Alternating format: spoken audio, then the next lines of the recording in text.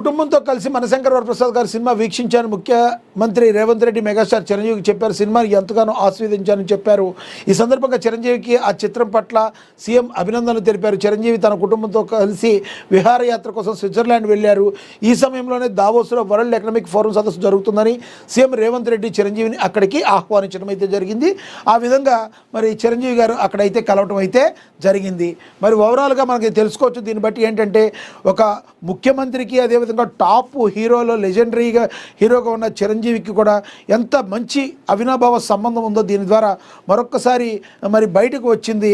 తెలుగు రాష్ట్రాల్లో మరి mega family తమ ముద్ర వేసుకుందనడానికి మరి ఇదొక ఉదాహరణగా చెప్పొచ్చు. సీఎం రేవంత్ రెడ్డితో మరి చిరంజీవి ఈ రకంగా ఉండడం, అదేవిధంగా ఎన్డీఏ కూటమిలో భాగంగా ఉన్న పవన్ కళ్యాణ్ ఆంధ్రప్రదేశ్లో ఏ రకంగా దూసుకుపోతున్నారో మనందరికీ కూడా తెలుసు. ఈ రకంగా ముందుకు మరి ప్రతి వాళ్ళు కూడా ఎవరైనా కూడా ఒక 10 మంది ఇంప్లిమెంటేషన్ చేయగలిగిన స్టేజ్లో ఉన్నవాళ్ళు ప్రజలందరికీ చేయూతగా ఉండాలి. అంటే వాళ్ళు చేయగలిగినంత మంచి పనులు కంపల్సరీ చేయాలి. ఫస్ట్ నుంచి కూడా రేవంత్ రెడ్డి గారు ఇదే కోరుతున్నారు. ఎందుకంటే సెలబ్రిటీలు అయ్యారు అంటే ఊరికే సెలబ్రిటీలు అయిపోరు. వాళ్ళ కష్టం ఉంటుంది. వాళ్ళ కష్టంతో పాటు ప్రజలందరూ కూడా వాళ్ళని గుండెల్లో చేర్చుకుంటేనే కదా వాళ్ళు మరి సెలబ్రిటీలు అయ్యేది. మరి ప్రజలందరూ వాళ్ళ గుండెల్లో చేర్చుకున్నప్పుడు వాళ్ళకు కూడా ఎంతో కొంత మంచి చేయాల్సిన బాధ్యత ప్రతి సెలబ్రిటీ మీద ఉంటుందని సీఎం రేవంత్ రెడ్డి అందరికీ కూడా చెప్పడం జరిగింది.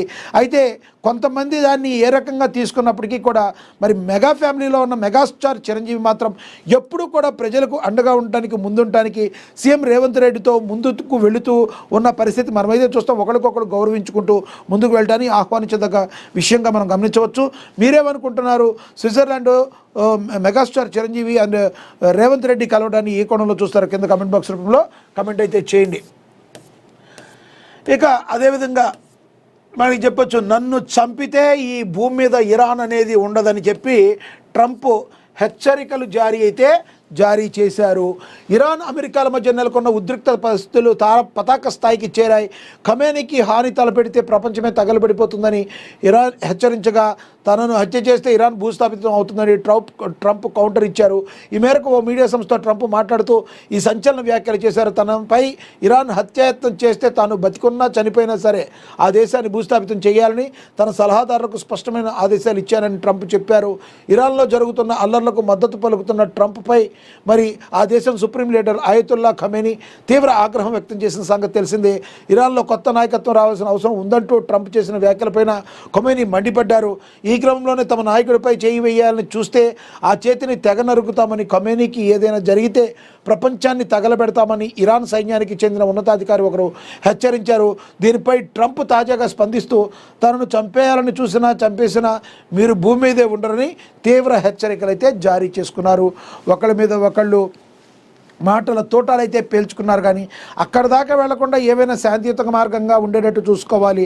మరి అలా కాకుండా ఇరాన్ మీద తమ పెత్తనం ఏంటి అని చెప్పి ఇరాన్ అయితే అడుగుతుంది. ఒక రకంగా చెప్పాలంటే అమెరికా ఎప్పుడు నేను పెద్దన్న పాత్ర పోషిస్తానని చెప్పి చాలా వరకు తన చేతులారా తను చేసుకుంటుంది. రానున్న రోజుల్లో అమెరికా పెద్దన్న పాత్ర పోషించగలిగే స్థాయి మసకబారుతుందేమో అన్న అనుమానాలు కూడా వ్యక్తమవుతున్న పరిస్థితి. అయితే మరి ఖమేనీకి ఏదైనా జరిగితే ఊరుకోమని వాళ్ళ అధికారి చెప్తే నన్ను ఏదన్నా జరిగిన ఇరాన్ కూడా మొత్తం తగలబడిపోతుందని ట్రంప్ అంటున్నారు. మీరైతే ఏమనుకుంటున్నారు? మరి ట్రంప్ చేసిన వ్యాఖ్యల్ని ఏ రకంగా చూడాలి? ఒక ఉడత ఊపు వ్యాఖ్యలు అనుకోవాలా? నిజంగానే ఏదైనా చేసే అవకాశం ఉంటుంది? అసలు ఇరాన్ అమెరికా మధ్య మంచి వాతావరణం తిరిగి నెలకొల్పడం జరుగుతుందా అనేది మనందరం కూడా వేచి చూడాలి. మీరు కూడా కమెంట్ బాక్స్ రూపంలో కమెంట్ అయితే చేయండి ఏమనుకుంటున్నారు. ఇక అదేవిధంగా సింగరేణి అక్రమాలపై సిబిఐ దర్యాప్తు, కేంద్ర మంత్రి కిషన్ రెడ్డి సంచలన వ్యాఖ్యలు చేశారు. మరి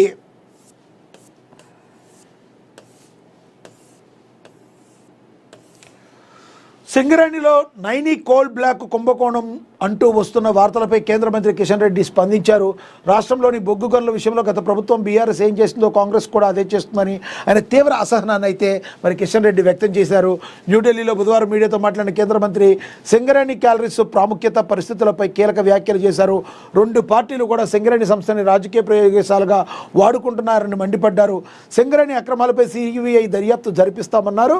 రాష్ట్ర ప్రభుత్వం ముందుకు వస్తే కేంద్రం పరిశీలిస్తుందని కిషన్ రెడ్డి చెప్పుకొచ్చారు. నైనీ బ్లాక్తో పాటు పూర్తిగా ప్రక్షాళన చేస్తామన్నారు. మంత్రుల మధ్య వాటాల విభేదాలతో సింగరేణి ఆశయం బయటకు వచ్చిందన్నారు. ఇది చాలా పెద్ద స్టేట్మెంట్. వాళ్ళు వాటాలు ఏవైతే మంత్రుల మధ్య ఉన్నాయో దాన్ని సరిగ్గా కుదరక ఇలాంటివి బయటకు వచ్చినాయని చెప్పడం అయితే జరిగారు. దేశ బొగ్గు ఉత్పత్తిలో సింగరేణి సంస్థ అత్యంత కీలక పాత్ర పోషిస్తుందని కొనియాడారు. కిషన్ రెడ్డి కేవలం విద్యుత్ ఉత్పత్తికే కాకుండా దేశ పారిశ్రామిక వృద్ధిలో ఈ సంస్థ భాగస్వామ్యం వెలకట్టలేనిదన్నారు.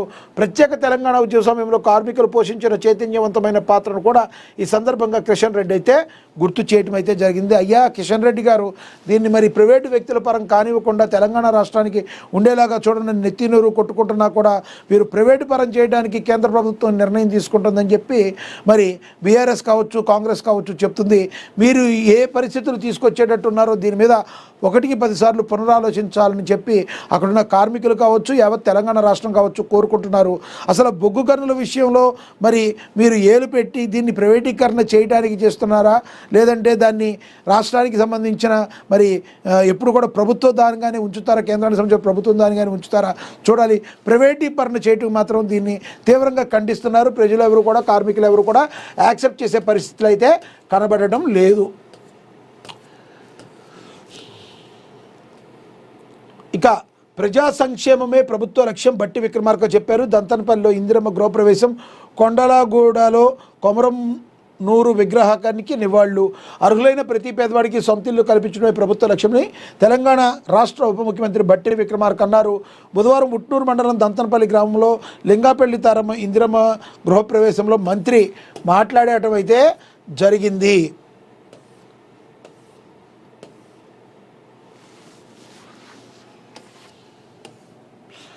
అడ్లూరి లక్ష్మణ్తో కలిసి ఆయన పాల్గొన్నారు. నూతన గృహాన్ని ప్రారంభించిన యజమాని తారమ్మను పట్టు వస్త్రాలతో సత్కరించారు.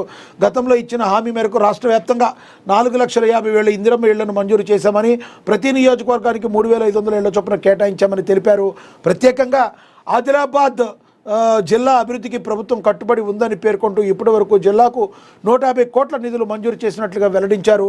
ఇందిరమ్మ ఇళ్ల నిర్మాణాన్ని వేగవంతం చేస్తూ పనుల పురోగతిని బట్టి వారం వారం లబ్ధిదారుల ఖాతాల్లో నేరుగా నిధులు జమ చేస్తున్నామని తెలిపారు. ఇందిరమ్మ ఇళ్లు మంజూరు ఒక నిరంతర ప్రక్రియగా సాగుతుందని అయితే తెలిపారు. కాబట్టి రాష్ట్ర ప్రభుత్వం అయితే చిత్తశుద్ధితో ఉంది. ఇందిరమ్మ ఇళ్ళు మరి అర్హులందరికీ కూడా ఇచ్చి తీరుతాం, మీరైతే ఎటువంటి పరిస్థితుల్లో బెంగ పెట్టుకోవాల్సిన పని లేదని ఉప ముఖ్యమంత్రి బట్టి విక్రమార్క అయితే చెప్పకనే చెప్పారు. రానున్న రోజుల్లో ఏదైతే కాంగ్రెస్ పార్టీ తన హామీలు ఇచ్చిందో ఆ హామీలన్నీ కూడా నెరవేరుస్తుందని, ఆ క్రమంలోనే ఇందిరమ్మ ఇళ్ళన్నీ కూడా మరి ఇవ్వాల్సిన వాళ్ళందరికీ ఇస్తామని, ప్రజా సంక్షేమమే మా కాంగ్రెస్ పార్టీ యొక్క లక్ష్యమని మంత్రి ఎవరైతే ఉన్నారో ఉప ముఖ్యమంత్రి భట్టి విక్రమార్క స్పష్టం చేయడం అయితే జరిగిందని కూడా